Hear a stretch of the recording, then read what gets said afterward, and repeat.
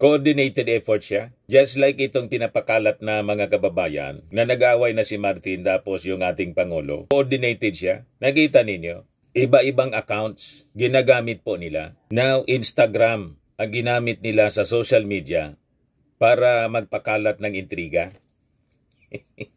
Kaya tama po, yung ginagawa ng TRICOM. Kung may Quadcom, may binuo na naman po sa Congress na TRICOM para magsagawa ng investigation po dito sa mga fake news peddlers. Nang objective po, guluhin ang ating bansa. Pag-awayin yung mga opisyalis natin, divide and conquer nga po yung kanilang strategy.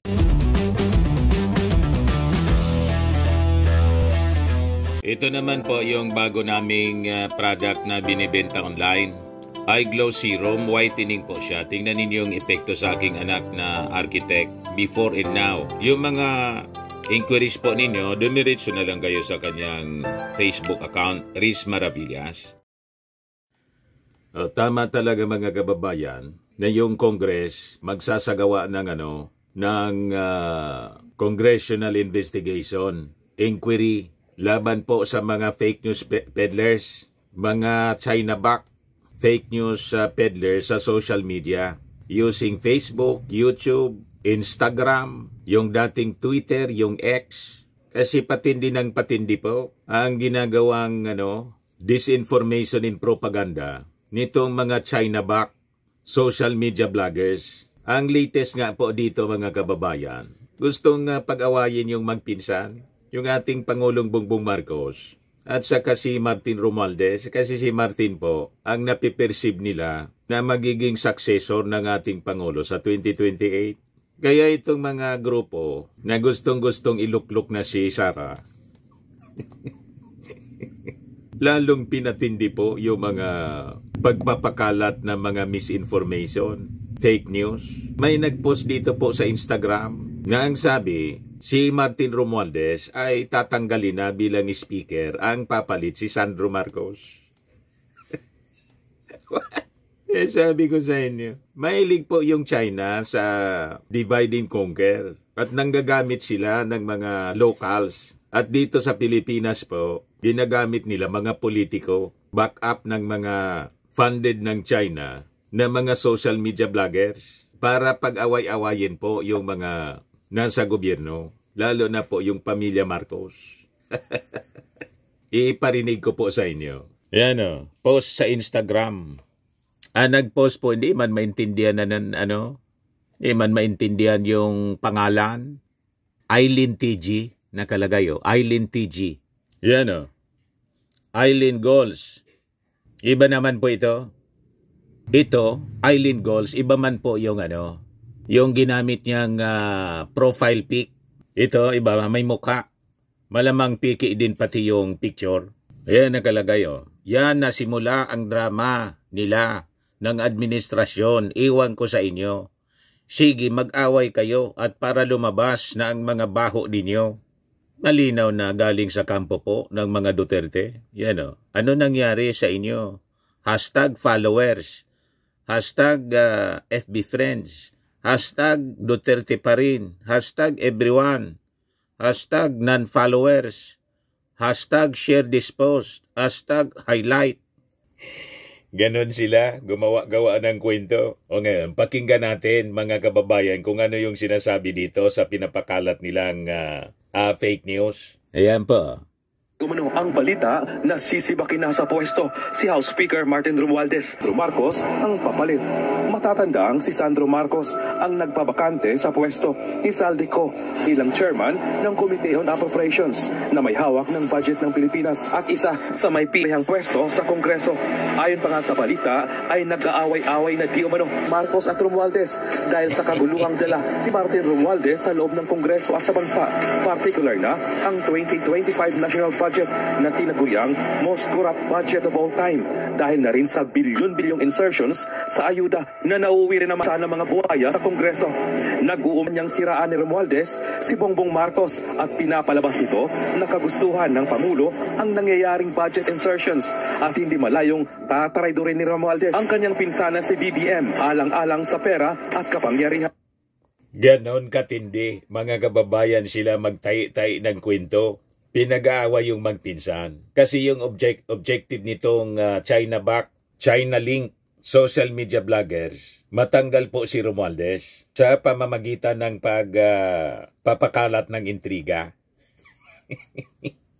Kasi nga po, yun man talaga yung original na plano nila. Divide and conquer. Naalala ninyo, nung mag-attempt po si The Platter, the little girl, na ikodida si Martin Romualdez. Kaya lang po, hindi nagtagumpay. Ang agenda nila, matanggal si Romualdez para mawala po yung shield sa ating Pangulong Bongbong Marcos. The future plan nila to impeach the president. And in fact, ngayon nga po, yun ang binabaliktad nila.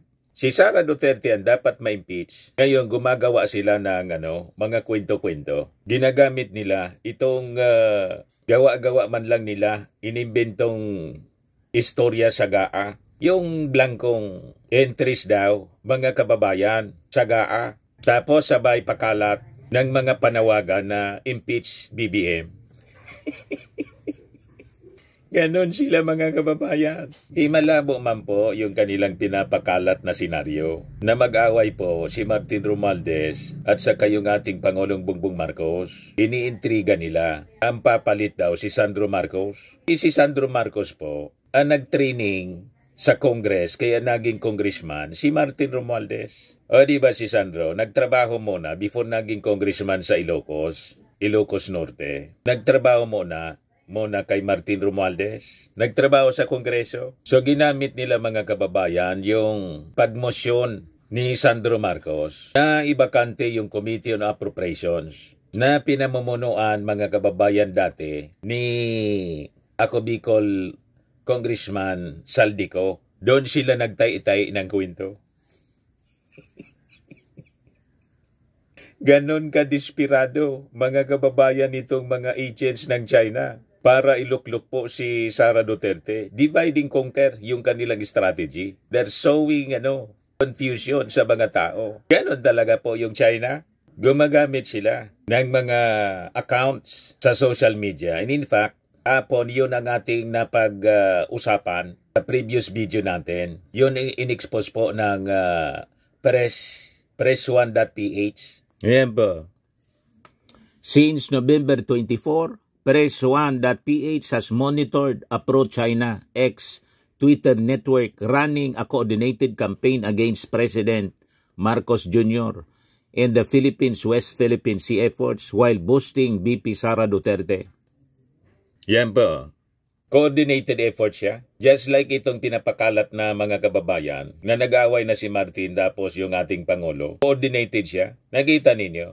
Iba-ibang accounts ginagamit po nila. Now, Instagram ang ginamit nila sa social media para magpakalat ng intriga. Kaya tama po, yung ginagawa ng TRICOM. Kung may Quadcom, may binuo na naman po sa Congress na TRICOM para magsagawa ng investigation po dito sa mga fake news peddlers. Nang objective po, guluhin ang ating bansa. Pag-awayin yung mga opisyalis natin, divide and conquer nga po yung kanilang strategy. Ito po, House TRICOM vows to unmask fake news peddlers, benefactors. The chair of the House Committee on Public Order and Safety vowed to unmask those who are spreading fake news and disinformation against the chairman and members of the Quad Committee, which has been investigating the Duterte administration bloody war on drugs and criminal activities on Pogo. Santa Rosa Representative Dan Fernandez, who is also the overall chair of the three House committees, which is set to launch a full-blown investigation, said the tri-panel aims to expose the machinery which he said is funding operations meant to malign and discredit congressmen and other fake news victims. Kasama dyan, mga kababayan, hindi lang yung Congress yung sinisiraan. The whole administration. Pinagsasabong yung Congress ngayon ng namumuno, pinsan ng ating Pangulo. Sabay post, mga kababayan, sa kanilang manok na si Sara. Ganon ang strategy nila. Inaboking po ng Press1.ph. Yan o.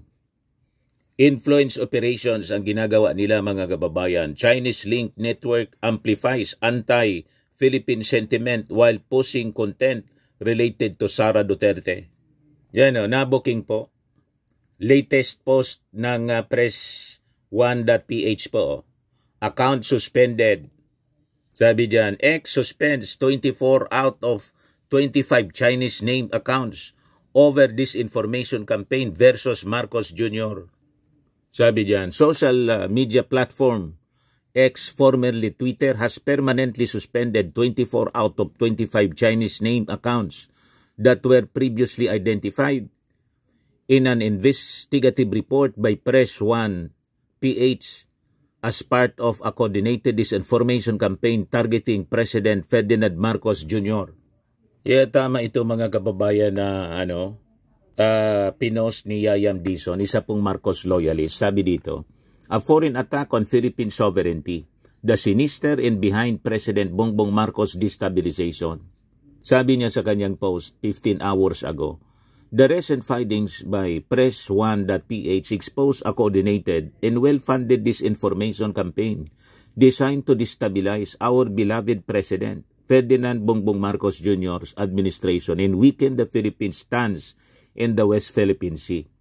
This revelation is both alarming and infuriating as it confirms long suspicions foreign forces, particularly China, are actively interfering in our domestic affairs, exploiting internal political rifts and manipulating public perception to serve the geopolitical interest. Kaya dapat isupport natin mga kababayan yung TRICOM investigation sa Congress para ma-unmask mga kababayan itong mga grupong ito how to destabilize the government.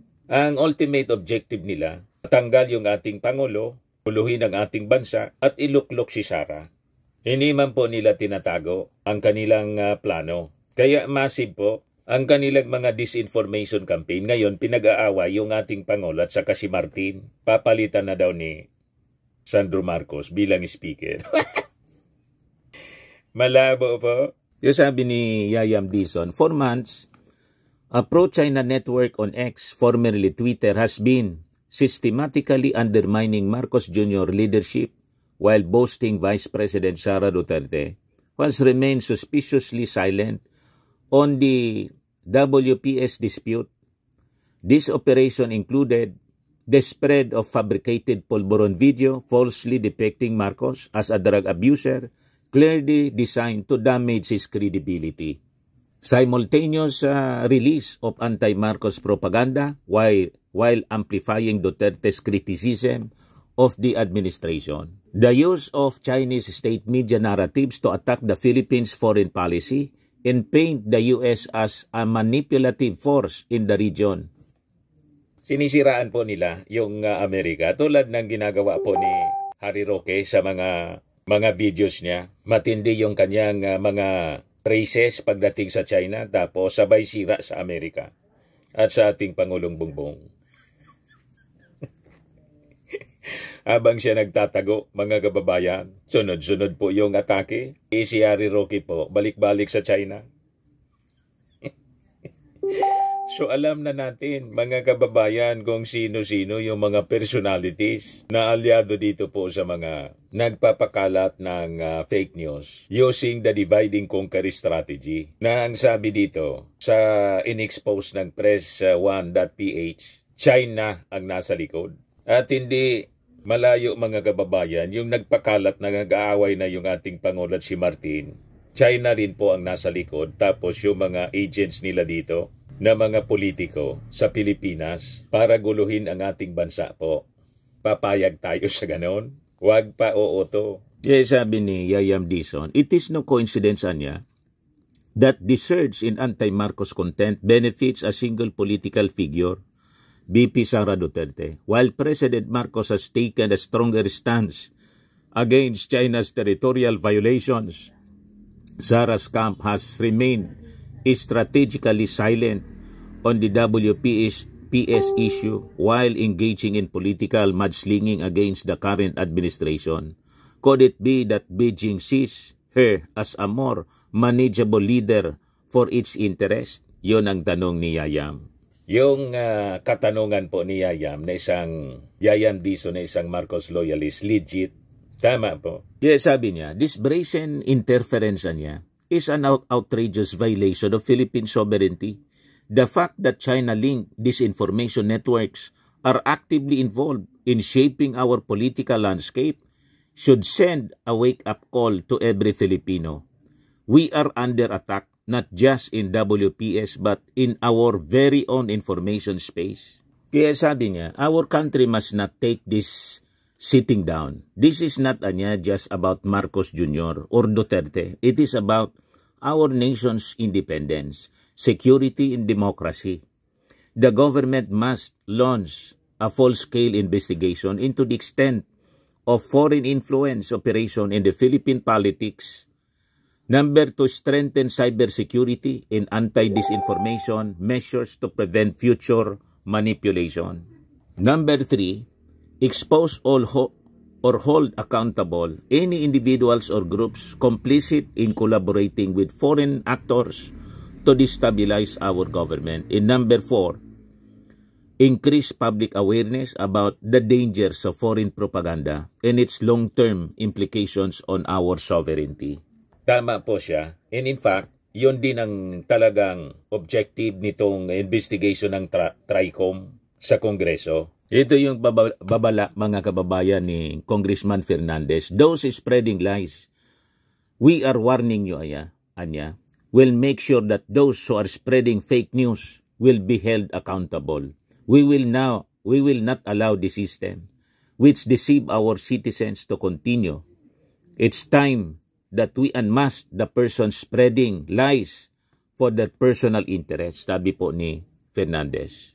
Meanwhile, si Surigao del Norte Representative Robert Ace Barbers earlier urged the NBI to go after bloggers who have been maligning the chairman and members of the joint panel. Barbers, whose privileged speech last month triggered the TRICOM inquiry, has submitted to the NBI video evidence of several blogs sourced from various social media platforms, including one from his province and picked up by those he called Manila-based mercenary bloggers. Mercenary, paid bloggers, mga kababayan, para siraan yung ating gobyerno, serving the interest of a foreign power. Yon ang nakakalungkot. Mga Pilipinong modernong makapili po. Pagkatapos, binabaliktad nila.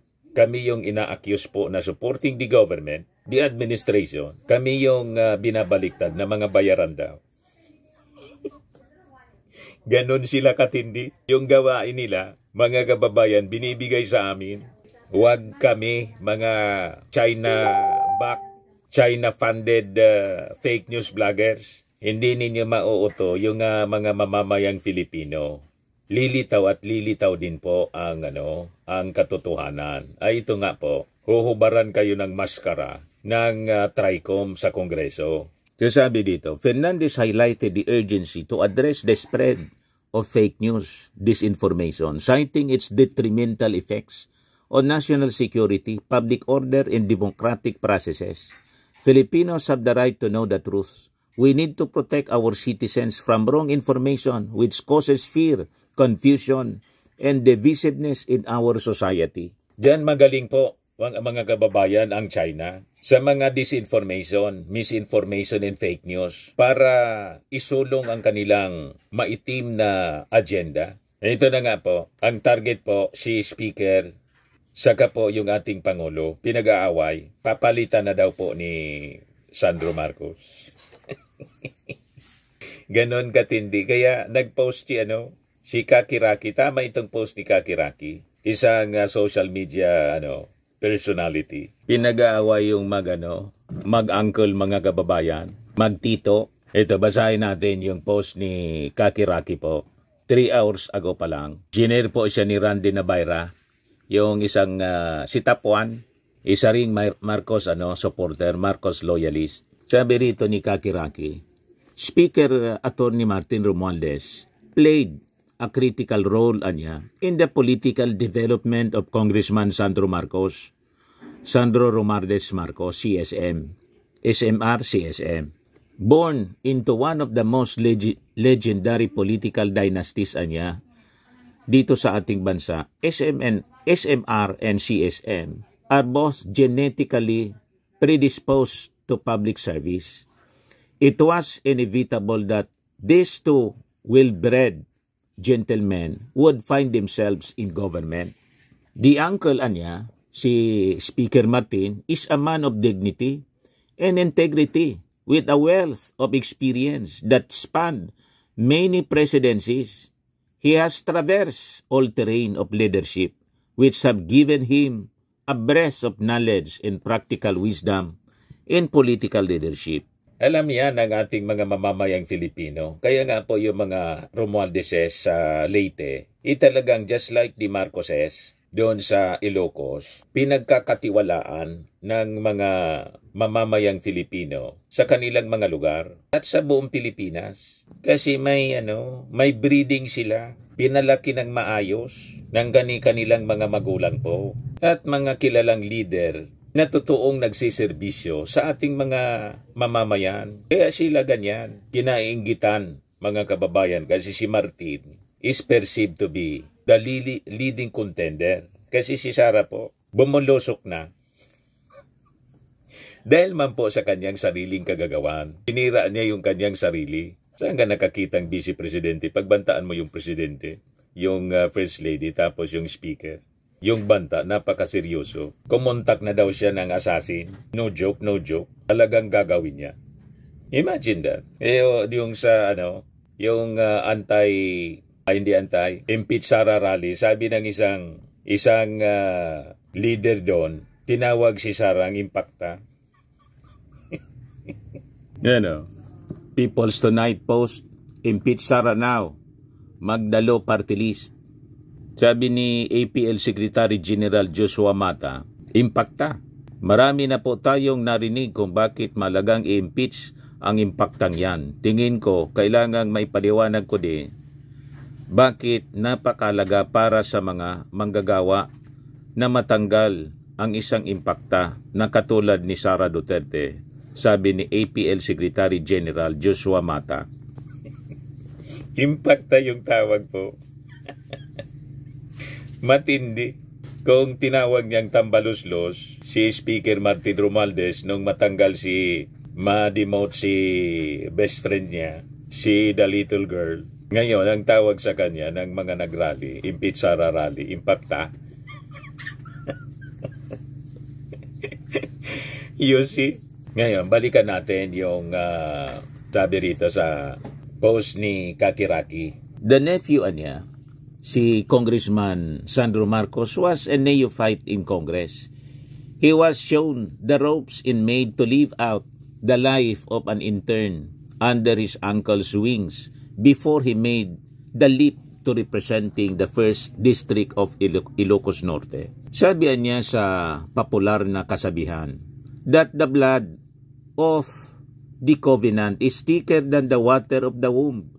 But in the case of these two gentlemen, their familial ties has been fortified by the bond of the work in public service. So it comes as no surprise that the China-paid bloggers and social media entities are now scandalously attacking the Romualdez families with their divide and conquer ruse.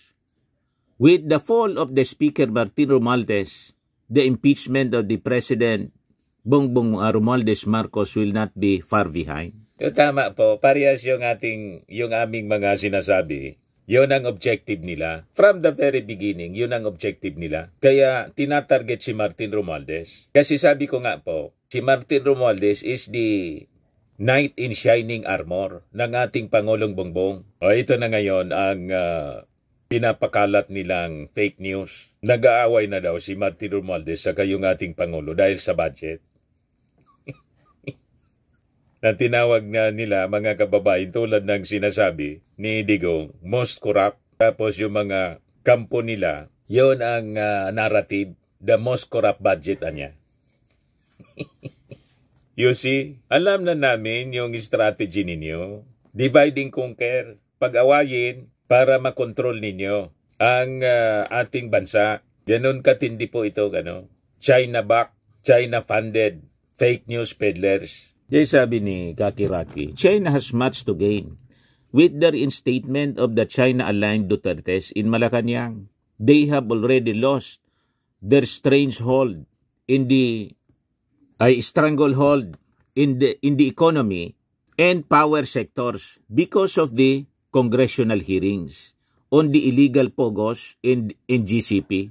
Kaya nagmamadali, in-intensify mga kababayan ng China yung mga propaganda using their agents dito po sa ating bansa. Kasi di ba yung NGCP, iniimbestiga na rin ng Kongreso. And sabi ng ating Pangulong Bongbong Marcos, with the investments, pumasok na kasi yung Maharlika Investment Funds. Ang tingin nila kasi, babawiin ng ating gobyerno ang kontrol sa NGCP na kontrolado ng China. Yun ang lumabas po sa congressional investigation. Nagets na ninyo kung bakit napakaseryoso po ito. So it is their mission, Anya, to make us a mere province of their communist country. We were almost one under the previous administration, sabi ni Kakiraki. Protect our borders against invaders. Protect Philippine sovereignty. Keep President Marcos in Malacanang. Keep Speaker Martin in Batasang Pambansa. Yun ang dapat na mangyari. Kaya ginugulo po nila sa pamamagitan ng pagpapakalat nitong latest na fake news. Yan ang nasa likod nitong Instagram post ng hindi maintindihan na nag-post Island TG. Yan po, pakinggan natin muli ang kanilang propaganda. Pirmado na di umano ang balita na si House Speaker Martin Romualdez at si Sandro Marcos ang papalit.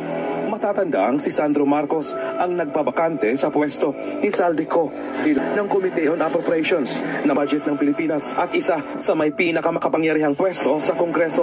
Ayon pa nga sa balita ay nag-aaway-away na di umano ang pamilyang Marcos at Romualdez dahil sa kaguluhang dala ni Martin Romualdez sa loob ng Kongreso at sa bansa, particular na ang 2025 national budget na tinaguriang most corrupt budget of all time dahil na rin sa bilyon-bilyong insertions sa ayuda na nauuwi rin naman sa bulsa ng mga buhaya sa Kongreso. Nag-uumpisa na rin anyang siraan ni Romualdez si Bongbong Marcos at pinapalabas nito na kagustuhan ng Pangulo ang nangyayaring budget insertions at hindi malayong tataraydo rin ni Romualdez ang kanyang pinsana si BBM alang-alang sa pera at kapangyarihan. Pag hindi po mapanuri ang makikinig dito, iisipin mong legit na newscaster yung nagdi-deliver ng news. Possibly may training sa mainstream media. Ang ginamit na nag-voice over sa script.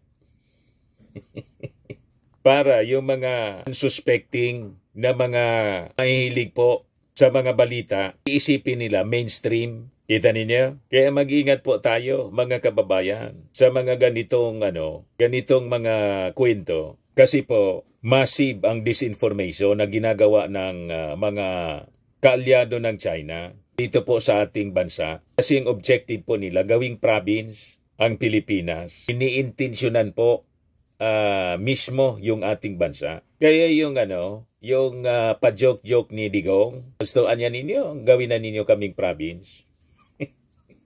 Tuwang-tuwa yung ambassador po. Payag kayo sa ganong agenda nila. Wala na tayong bansa. Kaya seryosohin po natin, mga kababayan, ang pagpili ng mga magiging leader natin. Sa midterm election, sa Mayo po, never ninyong iboboto ang mga pro-China candidates. Alam na ninyo kung sino-sino.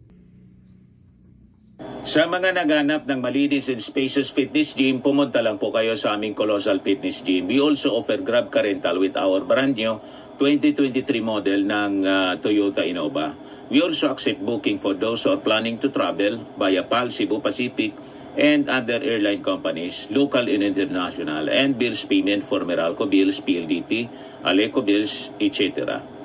Ang Colossal Fitness Gym is located at 3rd floor Security Bank Building, Landco Business Park, Legazpi City, Albay. For inquiries, look for Chilon Maravillas. Contact number 0966-802-0949. Yan yung aming Innova. Lagi na pong matao sa amin. Pati mga foreigners po, tingnan ninyo. Mga British tourists sila. Ang lalaki ng katawan na, mga kababayan, nag-gym sa amin. Ito naman po, international. Ito mga mga European sila. Ito naman yung bago naming product na binibenta online, Eye Glow Serum. Whitening po siya galing sa South Korea. Tingnan ninyo yung epekto sa aking anak na architect entrepreneur, Riz Maravillas. For inquiries, look for Riz Maravillas on FB. Ito naman po, Firmax Firming and Lifting Cream. Pinapahid po ito sa mga pulses and affected area. Mainam po ito sa mga pains at paninigas na mga kaso-kasuan. Ito po, Automax Radiant Serum. Sa mukha naman yung application. Anti-aging po siya. You will look 10 years younger than your age. Sa mga cancer patients naman po, baka lang gusto ninyo itong itry. Nengxia Red Mix Fruit Drink. Hindi man po siya gamot, food supplement siya. Kaya lang, gawa siya mga kababayan sa goji berry. Yung goji berry may anti-cancer properties. Yung mga inquiries ninyo, dumiretso na lang kayo sa aming messages sa Facebook para masagot namin agad. Ayos po. Ako po si Dante Maravillas. Bye-bye. God bless.